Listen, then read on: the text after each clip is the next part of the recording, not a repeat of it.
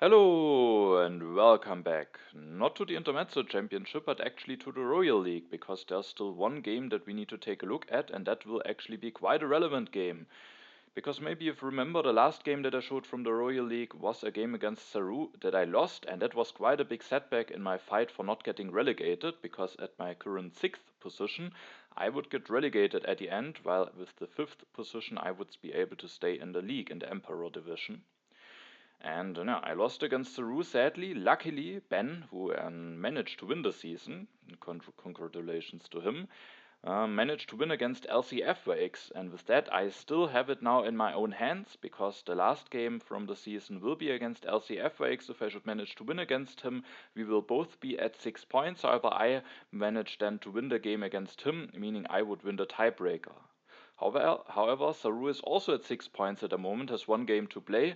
If we should lose this game and I win the game against LCFX, then there would be a three-way tie, so things would be a bit tricky again. Yeah, but first of all, of course, I need to win my game against LCFYX, and now without further ado, we will take a look at the game. And if you're following my channel, then maybe you remember LCFX, who I will be calling LC from now on, as I also did last year when I played him against him in the semi-finals of the World Championship. And there he managed to pull off a very strong performance, was only a very tiny bit apart from actually finishing first in the group instead of me, and then he would have made it to the finals instead of me. So that was really close back then, and he managed to finish in the group before very strong players like Watsiniac and SD4 and KK. So yeah, that was a very strong performance by him, and now I will be playing again against him in the Emperor division of the Royal League, and it is a very relevant game which will decide whether I will be able to stay in the league or not. Alright, first of all we will take a look at the leaders and wonders, and we can see that that game has the potential to become a little bit of a culture fest, because we have some strong culture leaders. There are Shakespeare and Bach, there's also Antoni Gaudi, it's maybe a little bit less strong culture leader. There's Hollywood in H3, there are Marlene Dietrich and Chaplin in H3, so definitely there are some ingredients to a potential culture fest, to just both of players going for a lot of culture production. We also have some lab leaders in H3 with Bill Gates, Sid Meier, Marie Curie, and Steve Jobs. There's the Red Cross, which could be interesting, maybe not the most exciting H2 wonders, but Statue and Railroad of course can be fine, and also the Gremlin has definitely its moments to shine. Also 2-player games, just going for some culture production with the Eiffel Tower, if you have a lot of resource, can of course work out. There's Cook, but no Suez Canal. We have James Watt, but he's not really that relevant in 2-player games. Then we have Nobel. In H1, we have both of the Science Wonders, the Silk Road and Universitas, also the Forbidden City. We have one military action leader in H1, none in H2. Also Nostradamus and Barbarossa to help with the strength, maybe Columbus, also Michelangelo is there, and Leonardo da Vinci. And with this game having this very big culture fest potential, I think it's the best decision for me, even though there are some very interesting alternatives, to go for the Acropolis here, because that, in case the game will become very peaceful and culture oriented, will just give me a very big advantage, with allowing me to go for very cheap government forms, and also making it that I have an increased urban building limit, meaning that I can put even more workers into culture buildings. And yeah, so of course there are other pyramids, there's the Library of Alexandria, so very strong options for me, but I do think the Acropolis is best to take here, with the game being a 2-player game. And now that leaves Elsie at a little bit of an awkward spot. First off, you might think that's perfectly fine, he also has some very strong cards to take, like Pyramids, Library, but it's a bit annoying for him, because yes, there are some strong wonders available, but if he wants to take one of them, he can't really use the second civil action, a nice leader. He goes for something like Clio. I mean, Library and Clio maybe could be fine, but he doesn't want to take the Library and Clio, then, because then that would mean that Hammurabi will actually fall down to 1 civil action for me instead of staying on 2. If he goes for Pyramids, then I think Cleopatra is not really that nice of a leader to have. Homer is also not that great in 2-player games, so it would probably be best to just skip the second civil action and then get either Hammurabi or Confucius at the next turn. However, if Elsie makes the decision to go for a wonder here, it means that the Engineering Genius will actually fall down to 1 civil action for me, and with Hammurabi being on the row, even when he stays in 2 civil actions, I have the chance to elect him, build a mine, and take the Engineering Genius, which would be quite a strong start for me. So Elsie could definitely think about just taking the Engineering Genius, but as you can see, all of the wonders are on the row, and if he doesn't take one now, Actually, all of them will be discarded before his next turn, and he will be playing without an HA Wonder. However, maybe that could be fine. Maybe he could take the Engineering Genius, then maybe I will go for Hammurabi, he will go for Confucius, and then there are some interesting H1 Wonders. I do think it could be a valid line, but if he takes the Engineering Genius, then again Hammurabi will drop down to one civil action cheaper, and instead of the Engineering Genius, maybe I can take both Urban Growth and Frugality or something like this. So I do think it's maybe a valid line, but I also think that the way Lc plays it with just taking the pyramids is definitely very, very reasonable, because having the pyramids, having the additional civil actions, of course, quite strong, even though that means I get both Hammurabi and the Engineering Genius. At least Hammurabi stays in 2, and also Lc with not using the second civil action will have the chance to go for Confucius at his next turn. Then I think for my turn it is clear that I have to go for Hammurabi, because that means that I can build a mine and take the Engineering Genius, which wouldn't be possible with Confucius, so I will end up going for Hammurabi here. I will draw one card, the Uncertain Borders, which is somewhat interesting. First you maybe think, oh, I have Hammurabi, I probably don't want to push this into the deck, but Elsie will go for Confucius, the event deck might be flipped relatively quickly, and if I just sneak this Uncertain Borders in and then get the one tiny strength from the Acropolis, I might not look in any form like there's something dangerous coming, because I just finished my wonder. But if this game is relatively peaceful in the beginning, then this one tiny strength might actually help me with winning the Uncertain Borders. Elsie will go for Confucius, builds a mine and increases his population, so that looks very solid. If he would have taken the Engineering Genius, there would have been now an early Forbidden City, but he has the pyramids now, and the pyramids are cheaper than the Forbidden City, which is definitely also an advantage, even though the two ignored unhappy workers, of course, will at some point get relevant. At my turn, it's as so often when you play in first position and it's the round 3, it's sometimes a little bit tricky to find useful things to do to improve your civilization. I will increase my population. I don't want to delay my science production, even though it could be nice to go for printing presses and be set up for both Shakespeare and Bach, and also of course Gaudin, but I do think I want to get the science production going immediately. And I do think there are a variety of options what I could do. Either I could just use as many civil actions on my own civilization as possible, just using the Engineering Genius to build the first step of the Acropolis for free, and then maybe increase my population, and then I could take one of those HA cards, for example the Frugality or the Cultural Heritage. However, I would go very early into consumption. However, if I don't do this, I'm not prepared for the development of religion, and with the Acropolis and with it being a 2-player game, I do think it's a bit painful to miss out on it, but if I don't push it the next turn, there will also only be one event revealed, and it is nice to save up a bit more food, because it also synergizes with the Acropolis, with maybe having at some point an additional population to put into urban buildings, getting a bigger science discount for the government form, and in general, just having maybe an additional population that you can put somewhere. So I do think it could maybe also be interesting to just take the breakthrough, getting the 2 additional signs. At the end I went for a little bit of a middle ground. I'm actually not sure if it is the correct decision, but I actually used the Engineering Genius, playing it a bit civil action efficient, and then instead of the breakthrough I will go for the urban growth. Maybe a bit of a weird card to have, with already having now committed to the second lab, but I do think with having the Acropolis it is not unlikely that I want maybe at some point to build a third lab, or maybe just a religion or something if I don't get a free one. So I do think this urban growth will be useful at some point. However, I could have maybe still just taken the breakthrough for an additional civil action. Maybe the science is more useful and the yellow card more easier to use. But at least I'm one civil action ahead now, so I do think that is somewhat fine.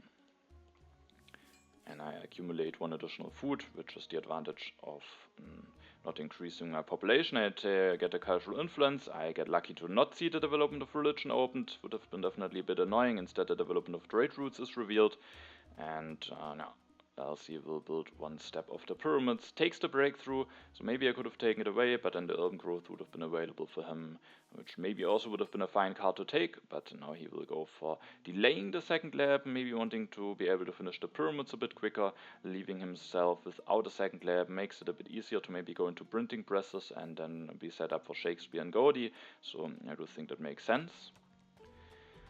At my turn I will finish the Acropolis. Finishing the Acropolis and increasing my population is needed to get out of corruption, and then I do think there's one card that I definitely want to take, and that is the Code of Laws. I do think the Code of Laws in 2-player games is an extremely important technology, because there are just not really that many options to get additional civil actions. In 3 and 4-player games there are 2 copies of Code of Laws, 2 copies of Monarchy, 2 copies of Republic and Conmon. In a 2-player game there's only 1 copy of Code of Laws, 1 copy of Monarchy, and then only 1 copy of each of those government forms. And so with civil actions maybe being especially important in 2-player games, especially maybe in the early game, I do think the late game, it's also very important in 3 and 4-player games to have a lot of civil actions. But yeah, being able to deny some stuff, being a bit more flexible on how you set up the row is just very important. And I do think I want to take the Code of Laws here, even though Elsie has already the pyramids, gets a 5th civil action anyway. I just want to have this Code of Laws, because ideally I want to go for an H1 government form with the Acropolis, maybe to get a discount as quickly as possible, and then having an H1 government form without a Code of Laws can be at some point a little bit limiting, so I went for taking the Code of Laws here. I will increase my population to get out of corruption, and I have 1 civil action left, or 1 military action that I can use as a civil action with Hammurabi. I thought about maybe just going for Joan of Arc, a very solid leader. If maybe my plan indeed will be to push the uncertain borders, it would be a bit less risky to go for her. However, my plan, as said, is maybe to go for an H1 government form, and then maybe I don't need her military action as much, and there's actually also the chance to grab my H1 government form already this turn, and that is actually what I will be going with at the end, and I will take the theocracy. I could have also just increased my population, which I think also would be a very solid move. The big downside with going for Joan of Arc would be that the iron drops down to 1 civil action. I think with that this move is already ruled out. I can't just give the civil action to Elsie and make it a lot easier for him to go for the relatively early iron. And I do think in a peaceful game, and with having the Acropolis, the theocracy is quite nice to have. I have already a way to at least go up to 5 civil actions with the Code of Laws, and then I can maybe just use the Happy Face to put an additional worker into urban buildings, get a bit of culture production going, actually have the cultural influence in hand to maybe get even a bit more culture production if I go for a little bit of early culture production now. And so I do think it's worth it to take it in hand. The Monarchy could be taken by Elsie, because it's also a nice card for him. With having the pyramids, he will be at 6 civil actions, he would deny an H1 government form from me, so having the theocracy in hand is not bad, and it could be nice to go for it at some point. Let the iron stay on 2. I miss out on the first copy of irrigation, but there will be a second one. I was also happy to see that I have now a tactic available. Elsie Seeds, the development of politics, is revealed. Both of us get 3 additional draws going, and I will get a second copy of Phalanx, the scientific breakthrough in the Reign of Terror. Elsie will this turn finish the pyramids, takes the iron for 2 and the irrigation for 1. That looks like a very solid turn. At the next turn he can maybe start going for the iron. Still not committing to his second layer, but he has also some additional science, of course, from Confucius.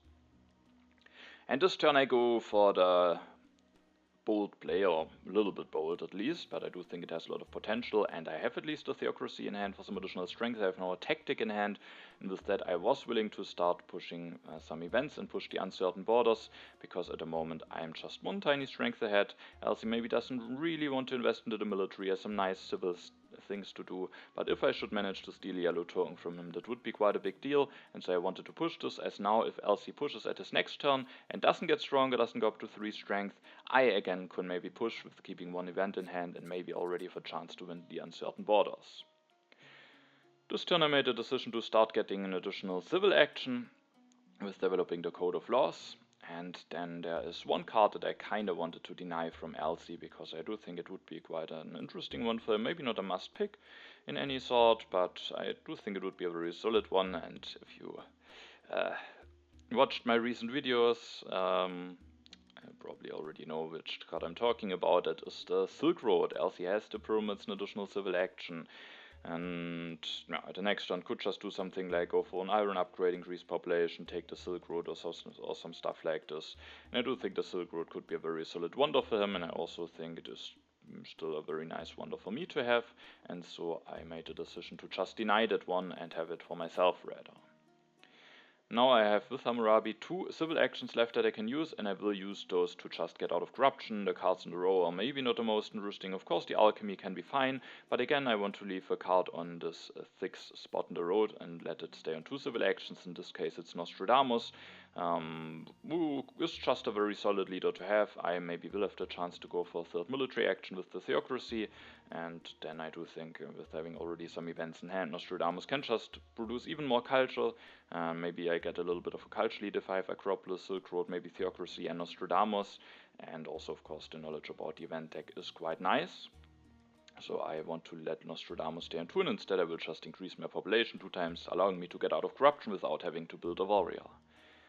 And at the next turn I potentially can even just finish the Silk Road. For example, if Nostradamus is still there, I could go for Nostradamus, select him, finish the Silk Road or something.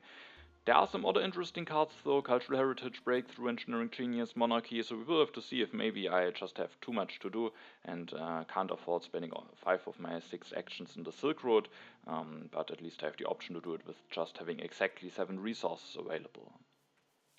I keep the Tactic and the Cultural Influence, and I draw the Immigration, having 2 events now in hand that I can potentially push. LC Seeds and opens the development of crafts for 2 additional resources. Those 2 additional resources will allow him to go for 2 instead of only 1 iron upgrade, which I think is nice for him. But also, of course, for me, the 2 additional resources could be quite nice to have. And here, LC, I do think, makes an interesting decision, but definitely a decision that allows him to go for play the test, definitely some potential. Instead of maybe just grabbing Nostradamus for 2 civil actions, having a very solid leader, denying him from me, he instead makes the decision to go for Michelangelo for 1, and then also take the drama, having already an urban building in hand that allows him to produce some culture. There are 2 copies of Opera in 2-player games, but the dramas are cheaper and you have it in hand, meaning you can decide when you want to start going for these. And no. At the moment he doesn't have any excess happy faces, but he has some resource production. There is one very interesting one that left in H1 with the Universitas, maybe not the most interesting from H2, but if you get them cheap and have some resource production, might still be very nice to go for those. With building the Engineering Genius there on 2, it's quite likely that I won't take it, with maybe a lot of interesting cards being available to take instead. And no, so I do think Michelangelo has some potential here. Could have been maybe also fine to just go for Nostradamus, but no, I do not dislike this decision from him. He will go for get 2 more draws, and I this turn definitely want to push with having a chance to win the Uncertain Borders now. I push the Cultural Influence into the deck. The event reveal is sadly not the Uncertain Borders yet, instead the Raid, giving both of us 1 additional science. This turn, as you can see, I will go for Nostradamus. I don't have a colony in hand for Columbus. There's also no Suez Canal, so just going for a gamble I don't think is worth it. Setting up something with Leonardo, I'm not sure if I want to do, so I do think just going for Nostradamus and also electing him now at a time when I will have the full knowledge about the next event deck is quite nice, and so I just take him and elect him. After this I have 5 civil actions left. I could, as said, just finish the Silk Road, but I didn't like this too much because there are just 2 strong cards in a row. And the question is, what of those cards do I want to take? There's a copy of Knights, there are 2 very interesting yellow cards, and there's also a copy of Monarchy. The question is, do I want to deny the Monarchy? And if I do it, then probably it could still be better to go for it myself instead of the Theocracy, just to have the 1 additional civil action, even though the Theocracy could be very fine. I do think with having it already in hand, I wouldn't go for the Monarchy here just for my own benefit. But if I don't take it, of course it will be available for LC. With seeding with Confucius, he has exactly enough science to go for it.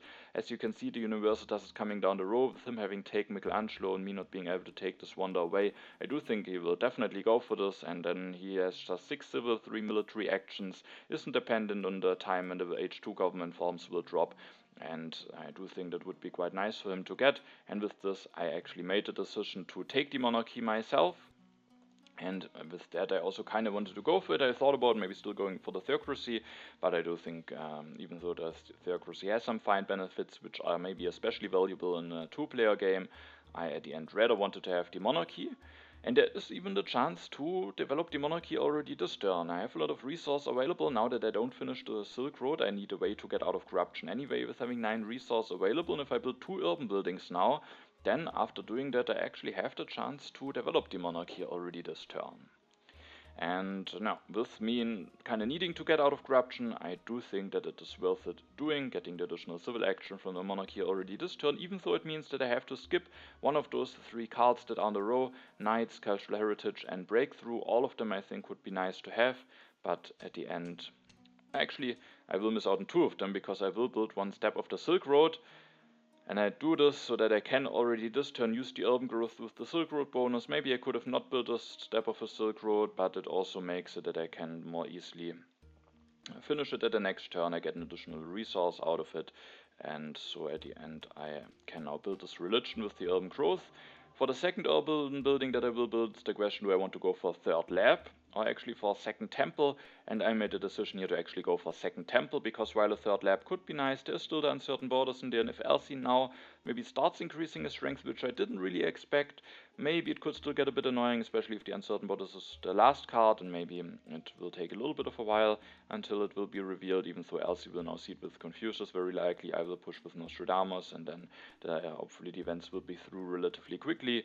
But I kind of rather wanted to have the happy face, and at least I have the immigration in hand, meaning that the additional happy face maybe could actually translate into an additional population potentially at some point. So I go for second religion, and then after having built this, I have just enough to go for the monarchy. I will build a warrior, getting me out of corruption, and I mean, at least there's other uncertain borders coming, making it now even a bit harder for Elsie to overtake me in strength. Even if he has something like fighting band, he can now go for one warrior, reveal it, but I would still be able to win the uncertain borders at my turn.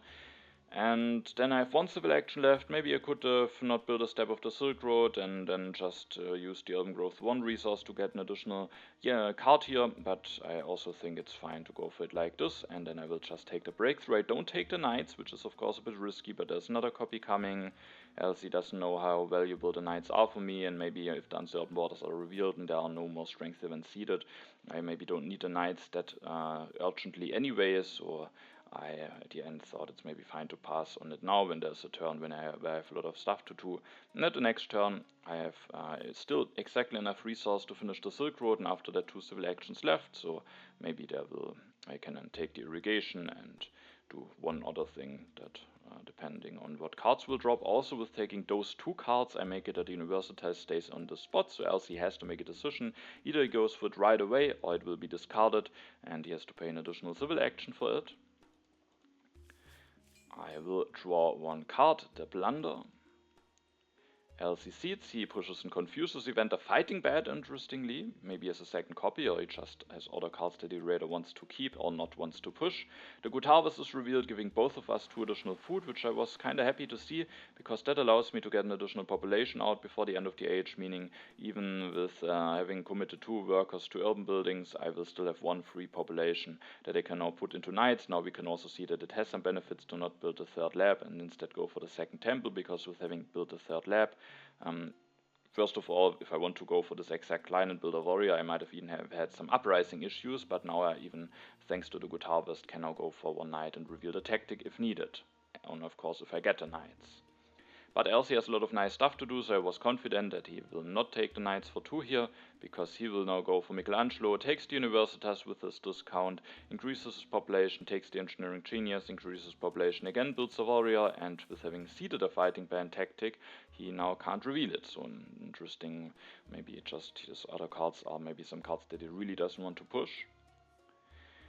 That means I'm still stronger, and with having now at least 2 happy faces, it's not unlikely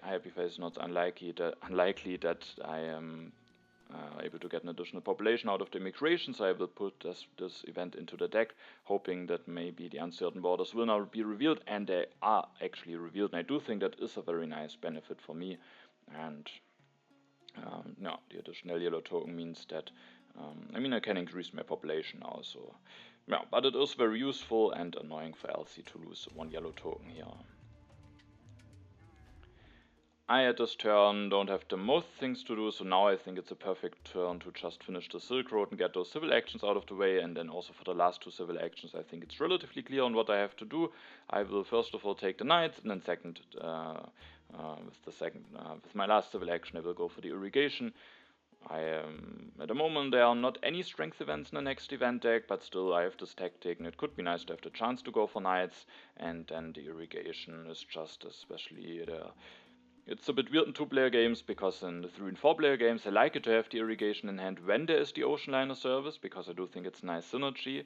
But in two-player game, there's of course also the chance of just all solutions to get for getting additional population being denied potentially, with there only being one copy of selective breeding. So in two-player games, the irrigation is still a nice synergy with the ocean liner service to very cheaply avoid having any famine issues. But of course, it's also important to have it when the ocean liner service is not in there, because that means if the selective breeding would get denied, there's no ocean liner service to have an alternative way of fixing. So yeah, in both of the scenarios, the irrigation is kind of nice to have. So, especially of course in two-player games, the irrigation is probably, with only one selective breeding being there, more important than in 3 and 4-player games. So I do think it's quite nice to take it here for one civil action.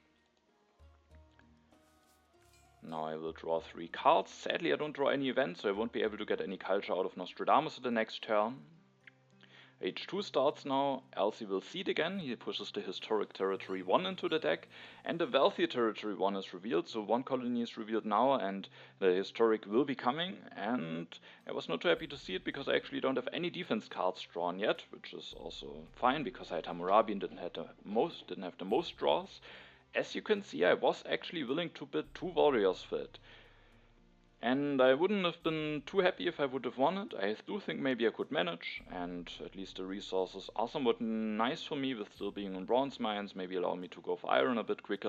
I know that there are no strength events at all coming at the next deck.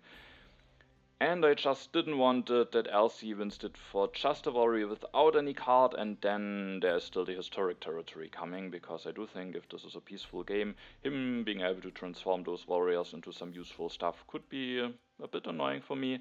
So I was willing to bid 2, hoping that Lc has at least 1 colonization card in hand, and is then, with maybe having to send it, less likely to also win the historic territory very cheaply. And at the end I don't win it, and Lc has to discard a colonization card. If I would have won it, probably not my preferred outcome, but also not too bad, and I could have maybe done some stuff with the 6 additional resources. And now Lc has actually 15 resources, which is of course quite nice with having Michelangelo here. He this turn will first of all finish the Universitas, takes a copy of Printing Press, and goes for an iron upgrade. As you can see, he still didn't build his second lab, has now the chance to go for printing presses, and with that is set up for both Shakespeare and Bach. And interestingly, he takes the left copy of Printing Press, but maybe just wanted to make sure to reveal less cards from the row. So no, that could maybe be a reason. And when we take a look at my civilization, I'm really not that nicely set up to go for a printing press here. We'll draw some cards, and there are some interesting cards revealed in a row, because both Bach and Shakespeare are the first 2 cards from the H2, which is of course quite funny. Those very dominant 2-player leaders both show up, and as I am only very nicely set up for Bach and not for Shakespeare as well, like Lc is, I made the decision here to just grab Bach for 3 civil actions. It also very nicely allows myself to at some point maybe transform those 2 religions that I have into operas, and with that I just made a decision to take Bach. Of course I could maybe take the printing press in hand and then somewhat be able to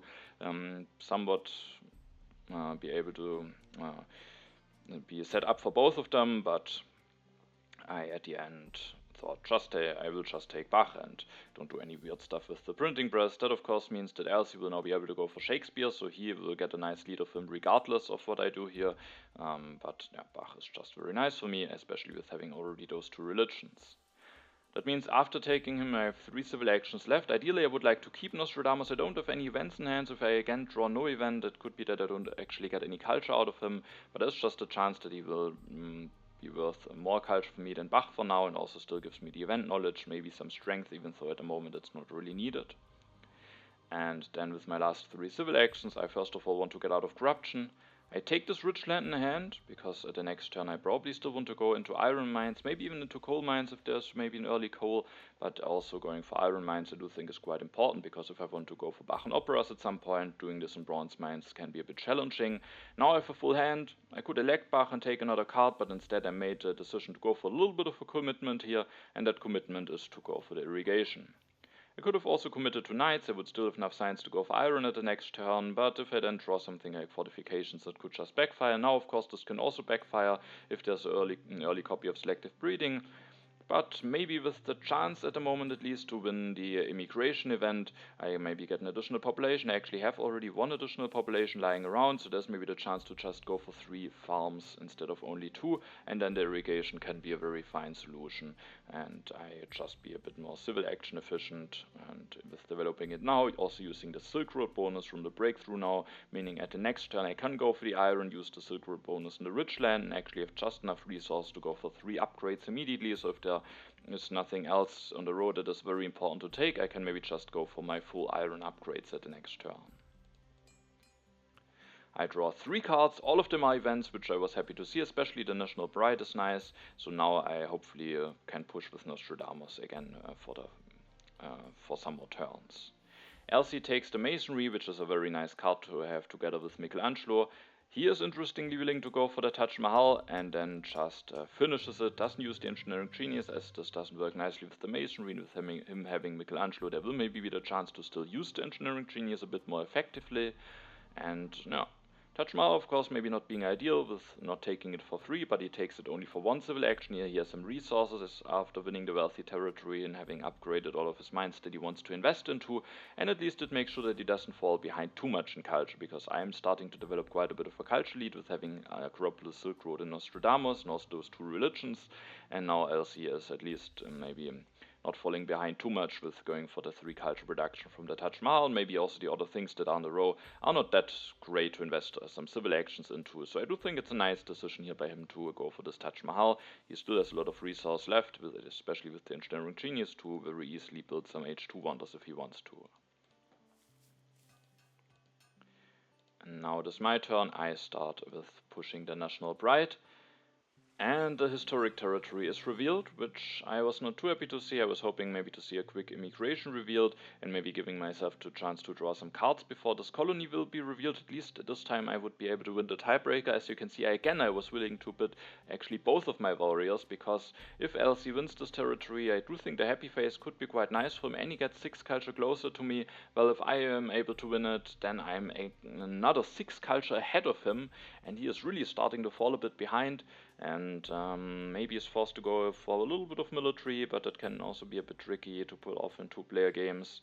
So I was again willing to send 2 warriors. It would have been again somewhat awkward if I win it, but again I also didn't want to give Elsie this colony very cheaply. Sadly, at the end he has already drawn an H2 colonization card and is able to win this colony as well for 1 warrior, and I was a little bit worried that him being able to transform those 2 warriors, which are maybe not that much needed anyway, especially now that there aren't any strength events coming, and now he has those blue tokens, had 6 additional resources that he nicely put into use with finishing the Taj Mahal, has now this additional happy face, which might be very helpful for him and maybe allows him to just go for some pairs with Shakespeare and doesn't have to worry about happy faces at all. And also he is now, as you can see, sitting on 3 population, can now go for Shakespeare maybe relatively quickly if he's willing to give up, and Michelangelo even set up some pairs or something. So I was a little bit worried and a bit unhappy that I was not able to win any of those colonies, or that I didn't have any defense cards to bid for them. At least even with the 1 happy face from the historic territory, I'm still 1 happy face ahead for the immigration, but of course if Elsie now starts with going for Shakespeare and some dramas, there's the chance that maybe this event could start to get a bit annoying for me.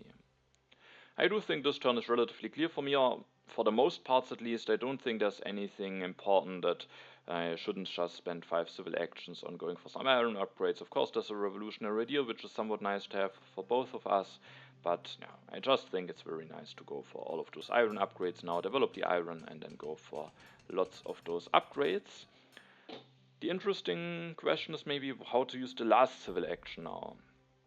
Because my first idea was to just take the Engineering Genius, as it is quite a nice card to have maybe for Elsie, with having Michelangelo and planning to go for some wonders anyway, and maybe I at some point will at least be able to use it. But when we take a look at the remaining wonders, and with me already having 2 wonders, it's really the question if I actually will go for a wonder. For the Kremlin, I maybe don't have enough happy faces at the moment. The statue with an H1 government form is maybe not ideal, even though with the Acropolis maybe I have the chance to go for an H3 government form, and having the additional yellow tokens could still be quite useful, and also maybe has some synergies with the Acropolis. The railroad there, the Engineering Genius would only be worth 3 resources. It would be a very fine wonder to get. but I thought that maybe with me planning to go for Bach and Opera, and who knows if I will have the time to go for an H2 Wonder, and if I take this Engineering Genius, then the Revolutionary Idea drops actually down to 1 Civil Action for Elsny. I thought this card might actually be worth even more for him than the Engineering Genius, because he has already an Engineering Genius in hand. With having another one, it really gets a bit tricky to make nice use out of the Masonry and use both of those Engineering Geniuses somewhat effectively. It might still be very nice, and if he at the end doesn't use it effectively, it's still 4 resources for 2 Civil Actions, which is still a very fine deal. But I do think with him maybe needing to go for a government form at some point, a Revolutionary Idea is maybe even more important. It could be nice for me to have a higher chance to get it at the next turn. So at the end I made a decision to let this card stay on here, and with me not knowing when I can use the Engineering Genius, and with there maybe at least being the potential for me to have some hand space issues soon, I actually went for the Reserves 1 instead of the Engineering Genius, because that card I can use for certain. With the Silk Road bonus, it's at least worth either 3 resources or 3 food. And I can just make space in my hand as soon as it pleases me. I keep 1 tactic in hand and then the 2 events to potentially be able to push with Nostradamus. I draw the Economic Progress in the Cold War, so I have some events to choose from at my next turn. Elsie makes the decision to not push. He interestingly goes for the Justice System, which is on one hand very understandable. Getting even more civil action can be quite nice. But it also makes it maybe a bit more tricky for him to get into an H2 government form on one hand. On the other hand, we can see he actually grabs cannons, Shakespeare. Actually, he doesn't grab the Revolutionary Idea. Then I do think it's maybe a bit tricky to go for the Justice System, because now it would be quite important to get into a government form, especially also because of the urban building for Shakespeare at some point. So if he would have gone for the Justice System, then implemented the Revolutionary Idea in his turn, maybe I would have liked it a bit more. Like this, I do think it's fine. Maybe the government forms aren't early in the row. Maybe I will even deny them at the end, even though that would be costly for myself. So I do think it's fine for him to go for this, but it could also end up being a bit tricky for him if he doesn't get a government form going quickly and is maybe limited to this relatively low urban building limit that he's having at the moment. And then he's just going for one printing press. As you can see, he doesn't even take the Engineering Genius, so I somewhat saw myself maybe I was correct with not taking it and instead just going for the reserves. He at least had someone printing press going up to 4 science production, so he might still be able to go for a government form not that far in the future. Also builds a warrior. Maybe after having sent away some defense cards, he would potentially even be in danger of an aggression, and also like this is able to bid for colonies again. Now it's my turn. I maybe make a little bit of a questionable decision, because I made a decision for my event to push actually the Cold War into the deck. And I don't think it's completely unreasonable, but there's maybe one part that I overlooked just a little bit. Because at the moment it really looks like this game might actually become a culture fest. I have Bach in hand, Elsie has Shakespeare in hand, and we might just want to set up as much culture production as possible. As you can see, Elsie did catch up quite a bit in culture with the historic territory. The gap is now really not that big any longer, but at least I will again push with Nostradamus, so I'm still definitely in the lead. And with me having the Acropolis and at the moment just being a bit ahead in strength, I made the decision to push the Cold War, as I thought maybe I can just win this and it could be really huge for me to get the science. But of course for Elsie getting the science is also huge, and while it might be true that that is looking like a game where there are not really a lot of military units built, Elsie still has Michelangelo, and maybe one of the wonders that he could potentially like the most is the railroad, which at some point, if he goes for it, might give him 5 additional strength, and then out of the sudden the Cold War might be a bit awkward, and I actually would need to build some military in order to win it. So I do think that is something that I overlooked, that Elsie of course has. Maybe if he has the chance to go for the railroad, he might just do it, and with this the Cold War might get awkward at some point, so maybe I should have rather pushed something like economic progress. Even though if Elsie goes for the railroad, and with having that many additional blue tokens from Justice System, Wealthy Territory and Taj Mahal actually, that also is not an ideal event, so maybe there is no ideal event to see it, but I do think the Cold War is quite a bit risky. Maybe it will work out fine, but it definitely has the potential to backfire.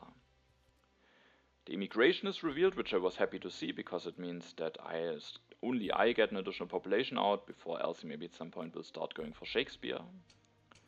and I will use the additional population to immediately build an additional farm here. I have committed to the irrigation. There's actually now a selective breeding on the row, else he didn't commit to irrigation yet, so he maybe has the chance now to go for the selective breeding. At least this costs him a bit more science, which could actually be relevant with him now having spent 7 science in the Justice system, so I don't think I deny it here with him having the irrigation in hand as a backup. He also can maybe just go for 3 farms, so I'm just on bother doing anything about the selective breeding, just build an additional farm, go for 1 upgrade to my farms. Now I have 4 civil actions left. There are some interesting cards to take for me for 1 civil action, and I do think I could potentially just make space in my hand with the reserves and take all of the 3 yellow cards in hand. At the end I made a decision to take definitely the revolutionary idea. I actually went for the efficient upgrade, and I will not take this copy of reserves, maybe a little bit questionable, but I thought that I don't need the flexibility of the reserves that much, because I have now some very fine food production. Maybe it could still be nice to be able to use it for food at some point, but with having Bach and planning to go for operas, I thought I can just use this efficient upgrade quite effectively, and with that I thought I maybe will go for the more efficient card, but of course it could also potentially cause me some small hand space issues. The reserves I would be able to play if I, as at any point, if I want to, so I do think it would also be fine to take the reserves, but the efficient upgrade could also work out very nicely and maybe be a bit more efficient at the end.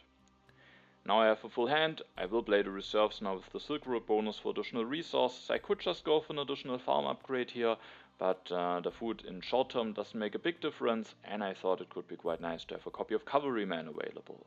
Of course I have the Knights, but I didn't draw any tactic yet, and as it also was the case I think in some of the recent videos, I do think it is nice to not have to commit to the Knights till the end of the age, and it might still be nice to have the option to go for the Cavalryman later on, so to offer any cavalry technology, and with that I do think it's nice to take the Cavalryman. Maybe it could also be fine to just go for reserves, but if I then maybe relatively late go for draw tactic and maybe don't want to commit to the Knights, it could get a bit awkward, so I was willing to pay the civil action instead of and not going for the reserves and to have this copy of Cavalryman available. I also made sure to again draw 3 cards, keep the tactic still in hand, and also the 2 events. I draw a colonization card and 2 wars. And as you can see, Lc immediately goes for the railroad, and I was immediately a bit unhappy about putting this Cold War into the deck. That definitely could get a bit annoying now. Lc is just willing to take that for very expensive. Maybe it doesn't have the most hand space and also doesn't want to give me the option to maybe deny it from him. So he just goes for it. Goes for the Cavalryman as well, develops the irrigation, and also builds a 3rd farm, so he doesn't even bother about selective breeding as well, even though he didn't commit to the irrigation before, but it's just civil action, more civil action efficient, and he can go for 3 farms and maybe also have some very fine food production. He doesn't take any yellow cards, so that was maybe the cost of this turn, but he has some nice production anyway and can maybe be fine without those cards. This turn, as you can see, I pushed an event. I think the economic progress into the deck, and because I want to continue pushing with Nostradamus. The event revealed is the Confucius event, a fighting band tactic from Lc, and that is a little bit relevant because that means that the last card in the deck does actually influence my turn a little bit, and maybe I would have played the turn a bit differently if this card would already be revealed. Because this turn I thought it's a bit tricky what actually to do. I thought about this turn before seeding, and I thought maybe I just go for this upgrade, play Revolutionary Idea, make space in my hand, maybe even use efficient upgrade for this upgrade just to make space in my hand, take some yellow cards, or I thought about denying the Kremlin from Lc, but he can also go for the statues. I don't think there's a point in denying the Wonder, and I think it is a bit problematic for myself, so I've thought about just doing a turn where maybe take some of those yellow cards, but I didn't really like it too much. However, now that the Confucius event was revealed, the last event in the deck is actually still the cultural influence, so now that gives me a chance to actually make that event relatively big, and with that I at the end thought it is maybe, even though it's quite a bit expensive, just quite nice to go for Bach here, take the opera, develop it, build 1, go up to 11 culture production instead of 5 that I had at the beginning of the turn, and if the Lc seeds, there is then the chance that I just get 6 additional culture against him, which definitely is maybe quite relevant, as this game might be quite a bit of a culture fest. Of course, it's expensive to go for the Opera. LC has dramas in hand, so likely the copy of Opera would be available for cheaper for me, but as I can't do the most exciting things this turn anyway, and as there is the cultural influence coming, I do think that's the best solution for this turn. And also there's maybe a small chance that LC rather wants to have operas than dramas, and if then the second copy is late, I might just be sitting there wanting to produce some culture but not having the option to, so it also just makes it 100% certain that I cannot start my culture production now, and that I don't have to wait maybe for the second copy of opera. Now it was an interesting decision for the last civil action, because I could now play it quite greedily, and I do think that is very, very tempting. Just upgrading with the sufficient upgrade, with the Silk Road bonus, I can do it for 1 resource, 1 temple to opera, going up to 14 cultural production, which means I get 3 more cultural production and another 3 culture out of the cultural influence. So that I do think is very tempting, just getting 6 additional culture. But I, at the end, wasn't brave enough to do it, maybe. And I do think it's maybe also very reasonable to not do it, and instead I will go for the wave of nationalism. Because if I go too greedily, and then Elsie finishes the railroad, maybe gets a chance to take the strategy, maybe as a tactic to work with, maybe even the fortifications, there is definitely the potential with him having those 5 additional strength to set up something with the military, and if I don't take the wave and use the efficient upgrade, I'm at 0 resources plus 6, and it really could take a while to build up some military for me, and I will very, very likely be able to use the wave. Also in cases where Elsie doesn't go for a big strength push, I do think the wave is very useful, because I have committed to the Cold War, which maybe potentially was a mistake, but now there is at least a chance to maybe use the wave, just build 1 H2 unit with it, and then again be able to relatively cheaply contest the Cold War that is in the deck.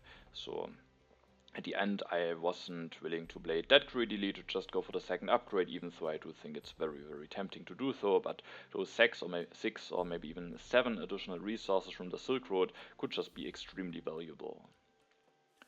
I keep the colonization card, the event, and still the medieval army tactic. I draw a second colonization card. Sadly, there aren't any colonies coming. Elsie doesn't push, finishes the railroad, doesn't use the engineering genius. Still, interestingly, he had this already in hand when he didn't finish the universitas, I think. So he made a decision to don't use it, or I'm not sure, maybe he... But I think he took it together with the Universitas, didn't use it in the Universitas, didn't use it on the Taj Mahal, and now didn't use it in the railroad, but now he maybe finds a wonder to finally use it on, because he will go for the Kremlin, and that allows him to use the engineering genius while still using the masonry effectively for 2 stages to build those in 1 civil action. So a very interesting use of the engineering genius, but I mean, it might have been the correct decision at the end, because now he can use the engineering genius without missing out on a civil action from the masonry. After taking the Kremlin, he has some civil actions left, and I do think going for those wonders is quite interesting. However, during the game I also had a feeling that maybe it could have been worthwhile to just already go for Shakespeare a bit earlier and set up some dramas, because now he is starting to be a bit behind in culture, and while having all of those wonders is nice, it also makes it quite a bit challenging to go for something like Hollywood, which could be a very contested wonder on H3. So I do think it's very reasonable to go for all of those wonders with Michelangelo, and has quite a bit of a potential, but it comes maybe at the cost of falling now a little bit behind in culture and having some catching up to do in H3, but of course Elsie doesn't have knowledge about a cultural influence, which definitely makes it that I have an even bigger culture lead than he's maybe expecting at the moment. Also the National Pride is coming, so with those events already added up, I at this point knew that I have actually a bit of a culture lead, and which I thought maybe can potentially be relevant.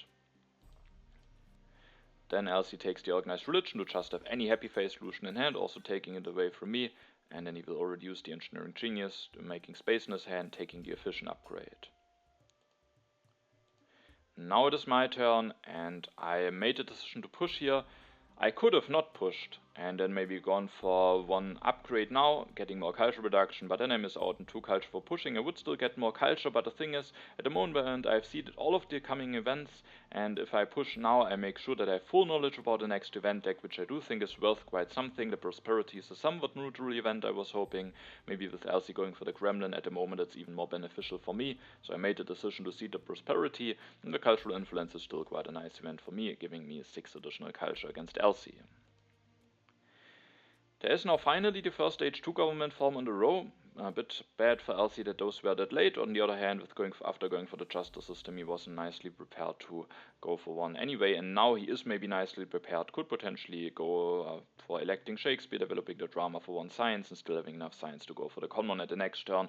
So I could think about denying it, but with there also being the Republican, with there being H3 government form soon, I definitely think it's the correct decision to not go for the denial here. So what to do this turn? First of all, the event deck is now flipped. This may be a bit of a downside of seeding the prosperity, because it means that now there is already the chance of the Cold War being revealed. Also, one reason to reveal the cultural influence already now is that if I don't reveal it and then LC maybe doesn't see it, sets up Shakespeare all of a sudden, maybe it wouldn't be that great of an event for me any longer. But now there's the chance for the Cold War to be revealed. The question is, do I want to do anything about it? And I made a decision to not do anything about it yet. Maybe I just don't seed it the next turn, and there's only a 25% chance if LC seeds, which is also not a given, to see the Cold War revealed. I just wanted to give myself one more chance to draw a tactic now. And as that could be very important, having a tactic from H2, maybe an H3 tactic will also be fine at some point, but with that I didn't want to build just a bunch of military and then not getting any more H2 draws with not having drawn a tactic yet. So I will now use the efficient upgrade with the Silk Road bonus to go for a very cheap upgrade from religion to opera, going up to 14 culture reduction with Bach. I definitely want to have the breakthrough. I do think the additional science is very nice for me to have. Then I have some hand space issues again, but I will play the Revolutionary Deer, sadly without the Silk Road bonus. As you can see, I could have maybe also used the Silk Road bonus on the Revolutionary Deer instead of the efficient upgrade. I'm actually not 100% certain what exactly the reason was for that, but I mean those operas are somewhat expensive and I still have room with the Acropolis for 2 more operas, so I do think the additional resource is quite nice to have. Now that I have also the breakthrough, I do think it's maybe fine to not take the additional science, but it's interesting. And I actually don't remember myself thinking about it, so there's a small chance that I actually just forgot about this decision, but maybe also thought about it and just thought that the resources are nice to maybe have, but I at the moment don't see anything very concrete where I now need the one additional resource. Anyway, after doing all of those actions, there's one decision that I still have to do, because as said, I want to draw as many cards as possible, but I still have this medieval army tactic in hand that I kept for a long time. There's actually not a single tactic has been revealed yet up to this point. And I do think this medieval army tactic could still be somewhat nice, because it allows me to just build one cavalryman, and if Elsie doesn't build any strength, I would be able to get stronger than him. So with a relatively low investment, I maybe would be able to overtake him and be prepared for the Cold War again. And it costs me a draw. I really would like to get all of the 3 draws, but it's also only 1 draw. Who knows how valuable the draw is, and I did think that maybe having this tactic could still be somewhat nice. Maybe I can go for 2 cavalrymen, at least I get 4 strength out of my tactic. And so I made a decision to reveal it now. It makes it that I will draw only 2 cards now, but I actually get lucky here and still draw a tactic, the mobile artillery, and I was very happy to see this. That is a tactic that works without Rifleman, which at my turn I wasn't willing to take, even though it's a very important card for both me and Elsie, but with not knowing whether I need it for a tactic or not, I wasn't willing to do something awkward, maybe miss out on the breakthrough on some upgrades in order to take it. And so I was very happy and definitely a bit lucky to get this tactic here with having cavalryman and cannon. I have now a solution for my military in case LC wants to maybe catch up in culture with going for a bit of a military play, and also allows me maybe to fight over the Cold War very effectively in case that should be relevant. LCCs, I was really hoping for the Cold War to be not revealed, and I don't get punished for staying weaker for this one turn. Instead, the economic progress is revealed, which with LC having now 8 resource production with the railroad gives him 2 more resource. At least I get 1 more food, so a relatively neutral event. Maybe with the economic the economic progress maybe would have made it even more reasonable to play this Revolutionary with the Silk Road bonus. So again, I'm not sure why I exactly went for this. The resource, of course, could still be valuable. LC will now finish the Kremlin, has now 7 civil and 3 military actions, and that before even having a government form. He could now go for the Conmon, develop it, but he actually will not do it. He maybe isn't afraid of me denying it, which I do think is right, to be not afraid of this, and instead he does some other stuff, goes for Rifleman, goes for the first pair, and also goes for one more upgrade to have a bit more food available. So now at 11 culture production. And now at the end of his turn, we are actually still in H2, because he only took 1 card from the row, making it that I only get H2 draws this turn instead of H3 draws.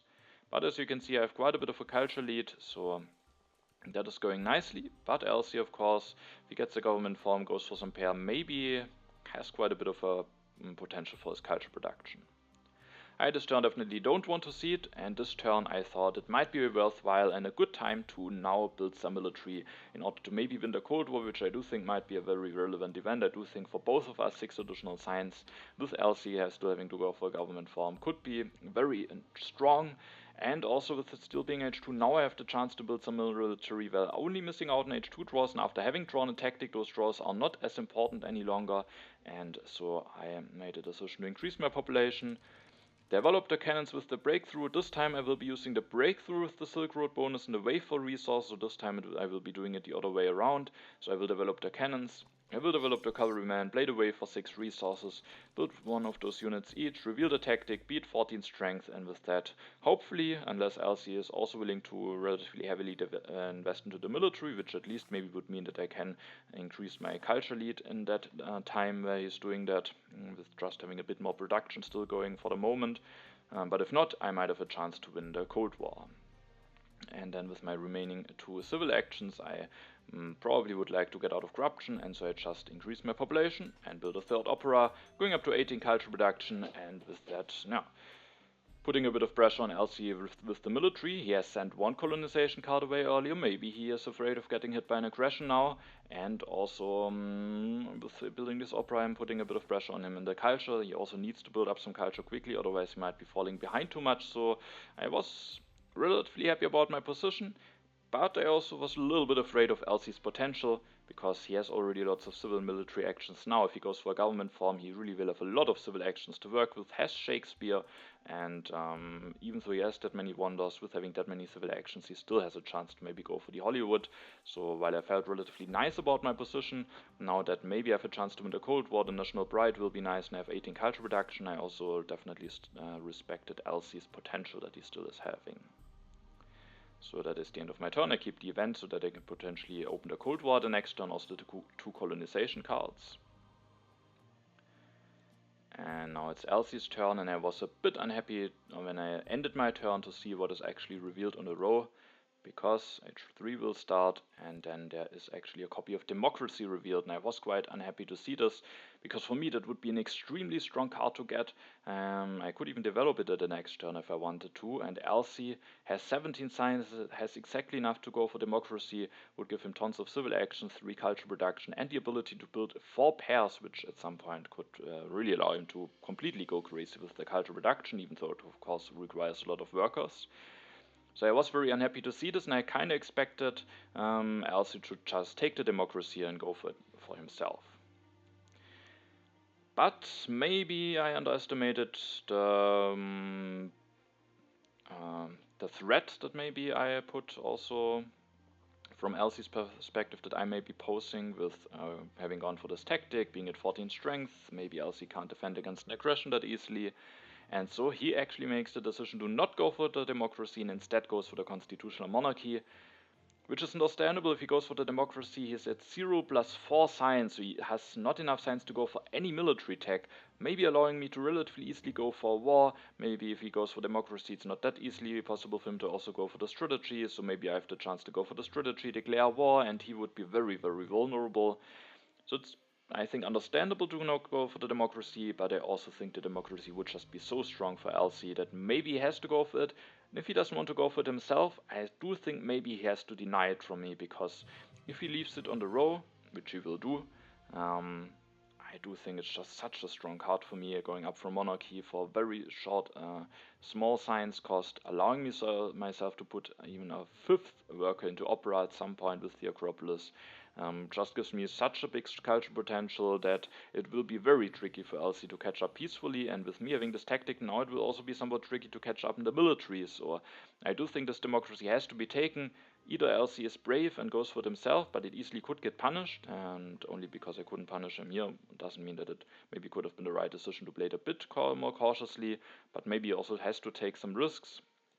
But instead he goes for the Conmon, and doesn't deny the democracy, leaving it available for me, which is also somewhat understandable. At least he lets it stay on 3 civil action, and he uses a lot of civil actions effectively to just build a lot of pairs. But I mean, he has only an urban building limit of 3, he can build 1 more printing press, and then that's it. He can't really increase his culture production anymore that easily, unless he goes for communism or fundamentalism, but now he just invested 12 science into the Conmon, and if I go now for the democracy, I easily can increase my culture production even more.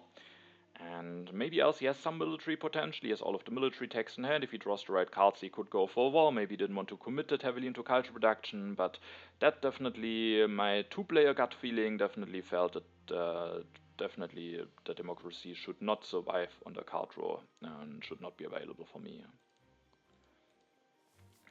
And at my turn I made a decision to definitely go for it. I'm missing 1 science at the moment to develop it immediately, but I have enough civil actions to build 1 more urban building, then take the democracy, develop it, and then I have it going immediately, and that is also what I will be doing. First of all, I will push, having given my a chance to open the Cold War. It's no Cold War revealed, instead a National Pride, giving myself 5 additional culture.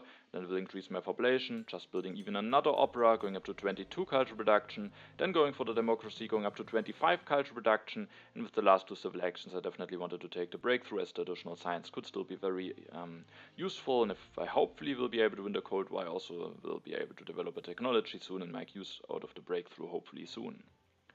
That play is definitely a greedy play, but in 2-player game greediness often wins. I have this tactic, when I from now on just focus on always making sure that I have some resource available to defend. I have now 8 civil actions, hopefully I will be able to take some yellow cards that give me some resource for the military, and if I do this, with already being 8 strength I had for the moment, and with LC needing a bit of science and time to set up something big, I really felt quite a bit comfortable with having this democracy and being now at 8 civil actions. So I do think this card needed to be denied from me.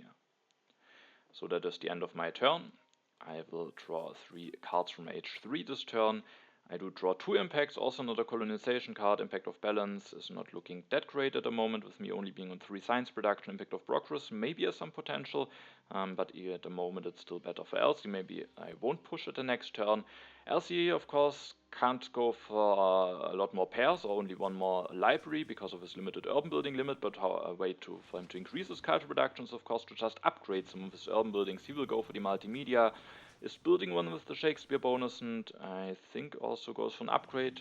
So he's also going up to 25 culture production, so he can still be on par with me with the culture production. The problem for him is, of course, he is behind in culture, and he would now need to start catching up to me.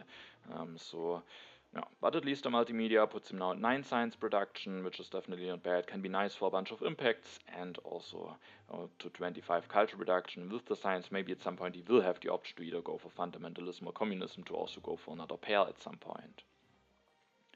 So no, that is definitely not bad for him. And there's of course still the Hollywood. If it will be revealed on his turn and he has the chance to take it, that of course can be a way to definitely close the culture gap by quite a bit. No Hollywood revealed yet. As you can see, I actually was willing to seed here, hoping that the Cold War will be revealed. And with the Cold War, I was hoping that maybe I have a chance to, with the breakthrough, go for something like military theory, and maybe also at some point the engineering. There's still 2 copies of Revolutionary Idea left in the deck, and I also kind of wanted to push to get the Cold War out now when I have the chance to do it. So I was willing to push the Impact of Progress, even though that has at least a potential to backfire, but with taking the military theory away, I was hoping that it at least won't end up being too bad for me. Sadly, the Cold War is not revealed yet, instead the Prosperity. And then I will increase my population.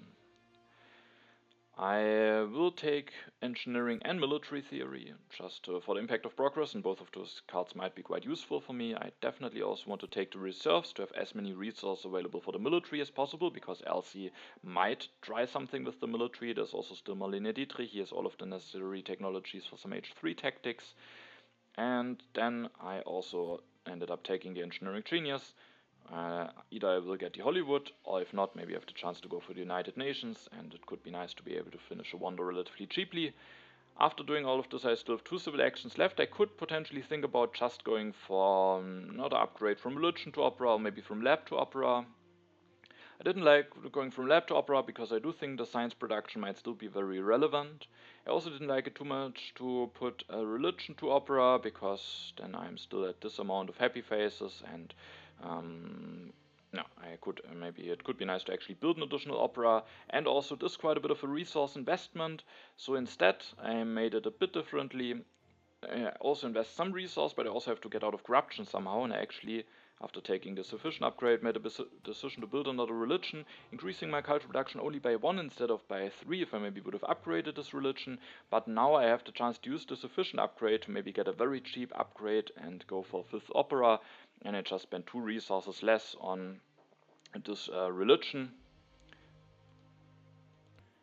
Also, one thing to note during this turn is that, or one thing to at least be careful about, is to make sure that not accidentally one of those copies of Air Force will land on the discard spot in LC's turn, and then out of the sudden he can deny Air Force, maybe limit my military potential and go for a war later on. But with how I am playing the turn, both of those Air Forces are not in the discard spot, and I am guaranteed to get one of them at the next turn for 1 civil action. At the end of my turn I will discard the impact of balance, because it's just looking like it might be the better impact for Elsie. Maybe I could have kept it just to be guaranteed to see it and get a Cold War out. But I also kind of wanted to keep the defense cards. Maybe I could have discarded one of them, maybe it was actually a mistake, but I at the end made a decision against it. And I maybe don't get punished in the regard that I won't be able to open the Cold War, because Elsie is actually willing to push Seeds and Impact into the deck. And of course he kinda needs to start maybe getting some nice impacts in there with having a lot of science production. Maybe there are some that are quite nice for him. And yeah, but he does get a bit punished for being weaker now with the Cold War being revealed, and I was very happy that the Cold War at the end worked out nicely for me, the 6 additional science making now a huge difference for me.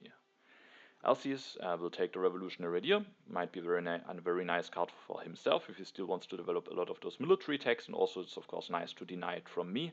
Also Marlene Dietrich dropped on the row, and that is of course a leader that would be, she would be very strong for both of us, and with that after taking Air Forces, Elsie will also go for Marlene Dietrich, so I think so far everything makes a lot of sense for his turn. He will now develop the Air Forces, maybe allowing himself to build up a little bit of military without committing to any tactic yet, so maybe giving him the chance to still draw a nice H3 tactic, which I do think is a nice decision, going up to 11 strength, but I'm still the strongest for now. I have only the impact of strength, which I do think is way too risky to push at this point, and so I will skip my politics phase at my turn.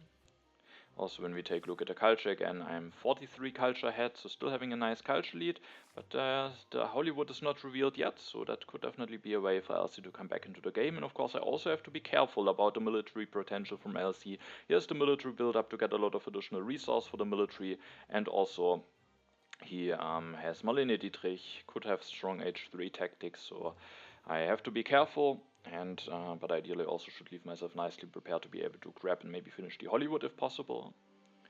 I definitely want to take the Air Forces this turn, and then I have still a lot of civil actions left, and I do think this turn was somewhat clear for me on what I want to do. I take the Revolutionary Idea, I will increase my population, and then I have a full hand. I want to make space in my hand, and then take the reserves, just making it that I have as many resources as possible, either for the military or maybe to finish the Hollywood.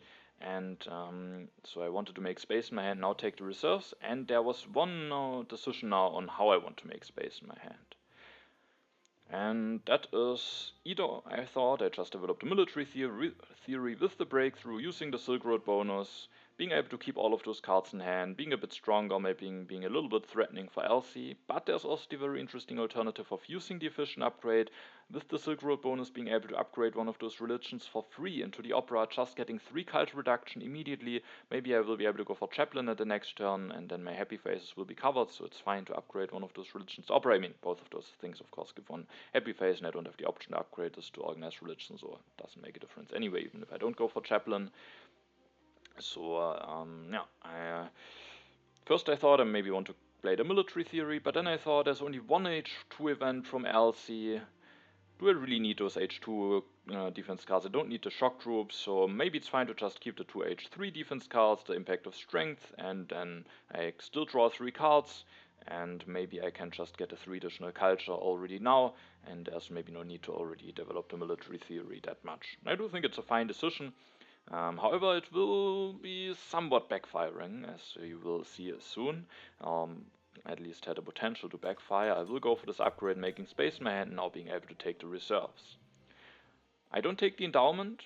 Maybe it could have been a card worth denying, but it's also not that much culture, and also if I take it, the multimedia will be in the discard spot at the next turn, and I think it could still be a relevant card to have.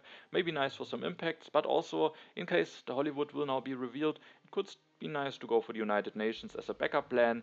And then with having 3 different urban building types with the United Nations, 3 wonders, and not 4 different blue technologies, going for the multimedia would not only give me some additional culture production, which could be nice, not only sets myself up nicely for some impacts, even though the impact of balance I know is not in the deck. So maybe it's not that many impacts, but just for some additional culture production, and also 4 additional points for the United Nations potentially. So it's maybe nice to not let this fall down to the discard spot. Now it's of course exciting. Will the Hollywood be revealed now, or maybe will I have the chance to go for it already the next turn? And as you can see, now the Hollywood is revealed. At least it stays in the 3 civil action area, making it at LC after taking it. With having had that many wonders with Michelangelo, has now only 1 civil action left, but thanks to his many civil actions, at least he is able to take the Hollywood here. And that of course could make it that he finds a way to maybe close the culture gap. After going for the Hollywood, he has 1 civil action, he will just use it to take the endowment. So basically the Hollywood at this point, actually we can't see it, but I think gave him something around 40 culture, and then plus the endowment 46, and that when he also gets the culture now at the end of his turn is already enough to maybe be at a similar amount as me. The good news for me is I of course can also do some stuff in the meantime, maybe go for United Nations, maybe evaluate it with the impact of strength, and then I also get some nice points out of my wonder.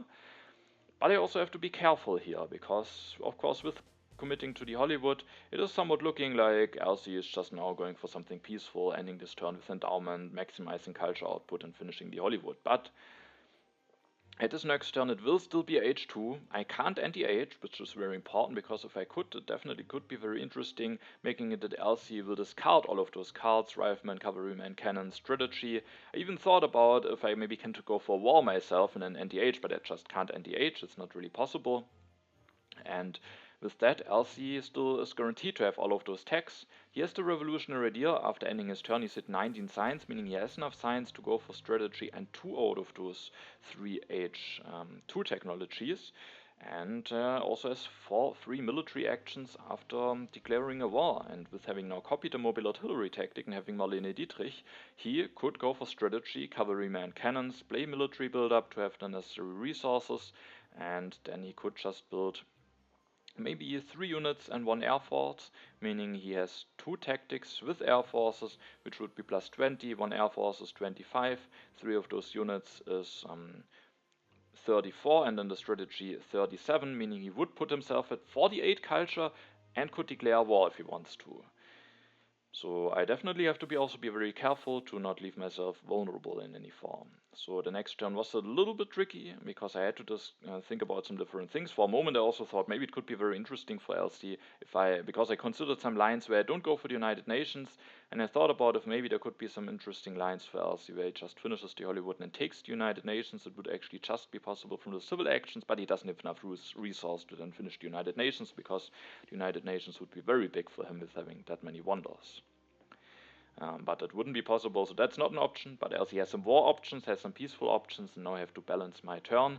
First of all, I have some playable impacts, so I started with pushing one of those impacts, and now we see a card revealed where I actually thought, oh, will I now get heavily punished for not having developed a military theory, maybe, and then being able to keep the two H2 defense cards that I had long in hand, because the card is from LC is actually a colony. It's not only any colony, it's the historic territory, and that can be quite a bit swingy. And I had to think about this, because if I now go all in and then I leave myself vulnerable to a war, of course that would be quite bad. At the end I actually made the decision to go all in. However, if I have to send also those warriors, it gets a bit tricky, but I can set myself up to go for 2 tactics with 2 air forces and a military theory, and that is a somewhat nice amount of strength to threaten. And so at the end I went actually all in, but I was very happy to see that I win it for 16, as he must have quite a bunch of defense cards, which was maybe also the reason why I seeded it, maybe giving him the chance to win this and catch up in culture with that. Probably he has 2 H3 and 2 H2 defense cards would be my guess. Then he could build both units and would be at 16. But luckily I'm able to win it, and I have win it sending an army, but I don't have to send any of those warriors, which is actually relevant. I mean, 1 warrior maybe would have been fine, or maybe it still would have been quite bad, because I will not disband a warrior, but if I would have sent a warrior away for the colony, maybe I wouldn't need to disband the other warrior. And it will be quite close on how much strength I can threaten to still be safe, so not having to send 1 or 2 warriors away definitely is quite a bit of a difference. And I have now 11 additional culture, my culture lead is even bigger, so now I have to just be even more careful to maybe be safe enough for the military. And maybe I didn't even make myself that safe for the military, maybe I overlooked some different possibilities. First of all, we'll go for the military theory using the breakthrough. I think I won't play any of those reserves, so I won't have a nice chance to use the Silk Road for a bonus for resources this turn. And yeah, the military theory first of all allows me to rebuild this army, making it that I'm strong again. There's no strength event coming, but just rebuilding those, also with the impact of variety coming, is of course not bad. Starting to build some military in case there will be a war declared, and I still have 2 reserves engineering genius in hand, so I can still easily finish the United Nations. I tried to set up a turn where maybe I can go for multimedia, Chaplain, United Nations, score some culture the next turn, but I do think I have to be careful now, and I will actually end up not going for Chaplain, which maybe will mean that I won't go for leader at all, unless maybe Steve Jobs to develop a technology, but I might not have the civil actions to do this. And I also won't go for the multimedia, but I will go for the United Nations, because if the game stays peaceful and if I threaten enough strength, that it is definitely a possibility, then I can maybe finish the United Nations and evaluate the impact of strength, and then it is quite a fine wonder. So I wanted to have the United Nations at the end, because if I play too carefully, don't go for wonder at all, then if he has some nice impacts to seed in his last 2 turns, with the endowment and maybe the big Hollywood, it's definitely possible for LC to also come back peacefully. Even though I do think it's tricky to achieve, but it's not impossible, and so I made a decision to go for the United Nations. But first of all, it's very important to take 1 copy of Patriotism. Maybe I could play it even a bit safer, also take the reserves, just leaving myself with as much resources as possible. But the Patriotism I think is a must take, because if I don't take it, I have 11 resources the next turn. I can play 1 reserve with the Silk Road bonus, 1 without, meaning I would have 20 resources. Now I have 24, and it is just enough to build 2 units and 2 air forces. And if I build those, I will be at 49 strength, and as we saw in Elsie's turn, his strength potential, if he uses the mobile artillery, is 48 strength. Of course, he maybe could have something like mechanized army, I thought, but it actually isn't really more strength, because he would also get 20 from the tactic, and actually he would need 1 military action to reveal it, so that tactic is actually not really a big of a threat for me. So I thought, with threatening 49 strength, I hopefully will be safe. And then my remaining civil actions I spent on going for the United Nations, and then I think there's also 1 card that I maybe should take to limit Elsie's peaceful options a little bit. I think I should be more concerned about his military options, but I thought I will threaten enough strength here now, and also Elsie, but also there are maybe some ways how Elsie could still close the cultural gap peacefully, as I said. And I do think one of those options could be with the Fundamentalism, which is interesting to say because normally it's not a card that is important in a peaceful game, but the one thing that it of course gives you, which is important in a peaceful game, is an increased urban building limit. Now that I take it away, there's no H3 government farm left, meaning LC doesn't have any option to just build another pair at his next turn with Shakespeare, which could score him a lot of culture and also of course make his Hollywood even bigger. Now he can go just for one more upgrade. He can maybe go for movies, but with Marlene Dietrich it's a bit annoying with having movies, because if you don't upgrade all of them, then her bonus only applies to the movies and not to the theaters, because it only applies to your best type of theaters. And yeah, so I thought denying the fundamentalism is quite important. However, this card will also play another role for me still that I maybe didn't foresee yet. And so it was even more important to take it, as we will find out. And then with my last civil action I will just play the revolutionary, or just using the civil action. If I play something like reserves I would have corruption, so I just play this and ended my turn. And as you can see, I draw the mechanized army tactic, which I was happy to see, but actually it doesn't really increase my strength potential that much if I go for air forces, because I have not enough resources to build 2 armies and then maybe 1 air force, so I will only be able to maybe go for 1 army with 1 air force, so it actually does make a big difference.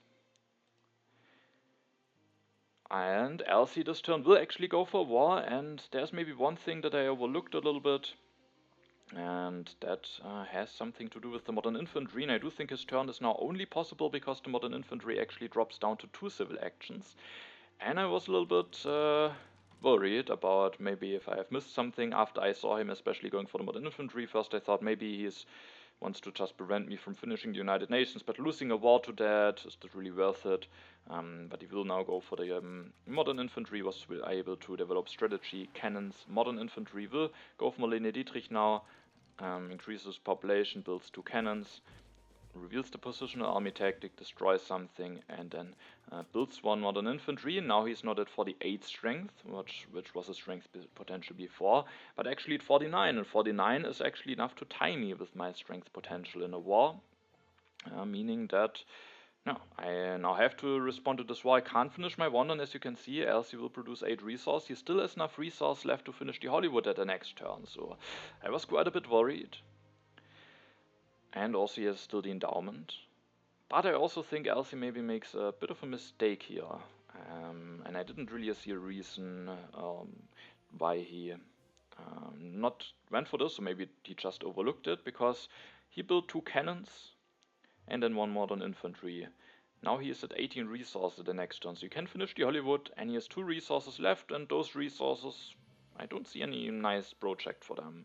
He will at the next turn end up building an additional mine. There will be the impact of industry in the deck, so that 2 resources will net him 1 culture. But he could have also, instead of building 2 cannons and 1 modern infantry, could have built 1 cannon and 2 modern infantries using the Marlene bonus in the cannons, and instead of going up to 49 strength, he could have gone to 51 strength while still having just enough resources left to finish the Hollywood. I do think that should have been possible. Just instead of 1 cannon, he needed to build 1 modern infantry. Then he would be at 51, if I'm not missing out on anything. And that could make really a huge difference, because at the moment we tie in the war with 51, maybe else he would be able to win the war. And no, so maybe that was quite an oversight by him and might actually cost him quite a bit of culture. He will now ND8, so I will now have to defend against the war, and it will be my last turn. I have some nice impacts, and I will actually able to win the war. And for that, the fundamentalism will actually play a part, and that I definitely didn't foresee when I took it, but I got lucky, draw this mechanized army tactic, and while I can't go for 2 tactics with Air Force, I can just go for 2 tactics, and then also go up to 20 strength just from tactics, as I would be when I go for Air Forces with it, or maybe for 2 mobile artilleries with Air Forces, but I can also get the 6 additional strength from fundamentalism, so the fundamentalism actually increases my strength potential now. With having drawn the mechanized army tactic, definitely quite a bit lucky, just getting handed this tactic in the moment I need it. No. But with this I will get stronger, and with LC definitely finishing the Hollywood, and with me knowing that there is no helpful event coming, I made a decision to cede the impact of strength, because with only 2 resources left, LC can't really go for overtaking me in strength. So I will push the impact of strength into the deck. The downside is, of course, that the international negotiations will be revealed, but I can just spend some food to pay to Lc, which actually is a bit helpful for him. I thought about giving him some science when I considered my Air Force lines, because I didn't see this fundamentalism line at the beginning, because I thought I have to do something with Air Forces, but when I go for the fundamentalism line, I actually need all of my science, so I give him some food, even though the science wouldn't give him any benefit, and the food actually does give him a benefit. I will then play the patriotism and the reserves. I will go for the fundamentalism. Of course, this cost me 3 culture reduction from the democracy. Also, some impacts might be bad, but now it's very good to know that the impact of balance is not in the deck, meaning dropping low in science at least doesn't cost me a lot for this impact. And then I will just destroy a bunch of stuff, making sure to still keep a very nice variety. For the impact of variety, I build a bunch of cannons, 1 cavalryman, reveal the mechanized army tactic. Now I can not only go up to 49 strength, but actually 51, because instead of building 4 units and then 2 of them being air forces, now I have 2 units that give less strength. That costs me 4 strength, but I have the 6 additional strength from the fundamentalism. That makes it that this play actually nets me 2 additional strength and makes it that I can win the war. And now we again can see, if Lc would have built this modern infantry instead of a cannon, he at least would have tied now in the war. Who knows if that will be enough?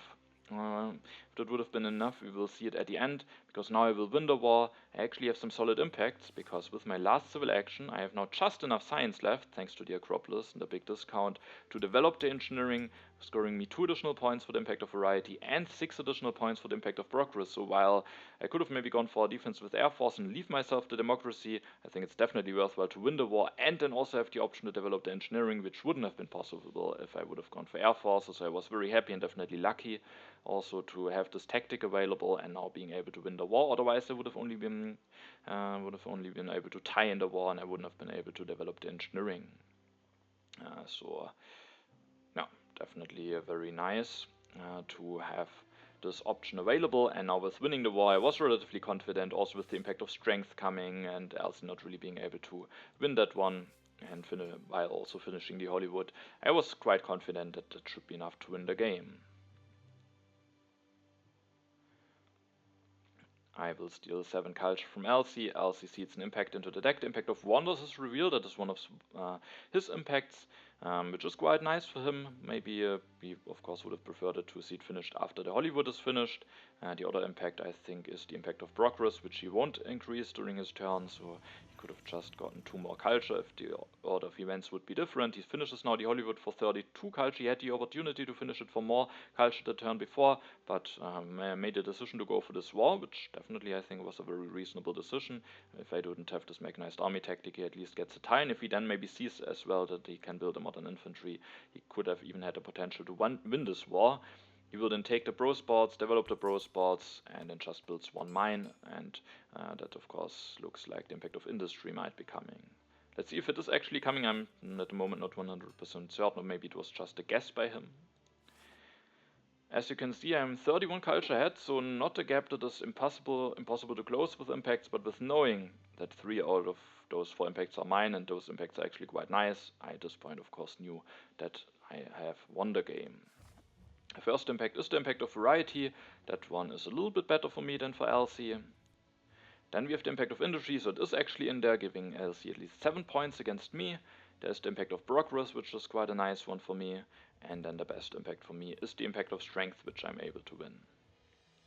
Yeah, so that makes it that I am able to finish the game with a little bit of a lead at the end, but it maybe could have been also relatively easily gone into a wrong other direction if Lc maybe would have spotted this play with building a modern infantry. If I'm not missing out on anything, but I do think it was just an oversight by him, then he would have tightened the war, which would have been not enough to win. But who knows, if I don't get lucky with throwing this mechanized army tactic and he goes for the modern infantry, he will win the war instead of me. I will not be able to push the impact of strength, have maybe to go for the impact of competition or something, and that yeah, maybe could have made it very close actually at the end. So now I have a big lead, but it easily could have gone differently if I don't draw this tactic, and maybe Lc spots the option of getting even 2 more strength going with this war. But now I'm able to win it. I do think I managed to build up a nice culture lead, and Elsie maybe got distracted a little bit by building those wonders, but it's hard to say because of course all of those wonders also netted him some very nice benefits. But he had quite a culture gap to overcome. I do think he should have taken the democracy, giving me that really allowed me to just completely run away with the culture. Maybe forced him to do something with the military, actually got the Hollywood at the end, but it was not enough, and I am at the end able to win this game. And of course, with this game finished, we can now take a look at the standings and see if at the end it was enough for me to stay in the league, or if maybe Saru lost the other game and there's maybe a three-way tie, and who knows how that will be resolved. And when you take a look at the two remaining games of where I wasn't involved, you can see that Gutemit Dralla actually here, despite winning those two games, will get relegated at the end, but at least he now left the league with some nice results and maybe some motivation to, if he comes back at some point, maybe stay in the league. But it also means that Saru has actually lost the game, and that means that we have now a three-way tie with the player who is last in this three-way tie getting actually relegated. The question is now, how is this three-way tie resolved? Because it's not correctly shown here, and that is because actually it has not been resolved yet. I actually didn't bother too much about looking up the exact tie-break rules, because I mean it's a pure two-player tournament. You just try to win your games, and then you see how the tiebreaker works. At least that's how I done it. Definitely could backfire, because maybe the tiebreaker is to get as big of a culture lead, or have in the games that you lose be very short behind in culture, like it is in Payada's tournaments. But in this case, the tiebreaker is the points in the head-to-head games, and if that tiebreaker isn't resolved, there will actually be tiebreaker matches will be happening, and that is actually the case in this situation. So I actually was thinking that now I can show you and tell you whether I made it to stay in the league or not, but actually I will play another game against Elsie and against Saru, and then depending on how the outcome out of those games, it will be decided which player will finish in the 4th, 5th and 6th position. I'm not sure how much I like this, because I do think it's also somewhat nice. If the season is over, it's over. But I guess it doesn't happen that often, and at least it means that I have it all in my own hand. And yeah, so there will actually be then some tiebreaker games happening, and it is still not clear whether I will be able to stay in the league or not. Yeah, but I have it in my own hands, so that is good. We will have to see, depending on how many other games there are finishing at the time when those tiebreaker games will be finishing. I might maybe cover those, or maybe cover those not. It will just depend on how much time I will have available, but of course it might be interesting to take a look at how this season actually ends, and if I will be able to stay in the league. Those tiebreaker matches have not been started, so at the moment it's still unclear for me how all of this will end. Definitely very exciting, and hopefully I will be able to not continue how I did my last Intermezzo and International Championship, where I both ranked down from the highest division. I would really like to not also get ranked down now in the Royal League. Alright, then I hope it was an interesting game for you to watch.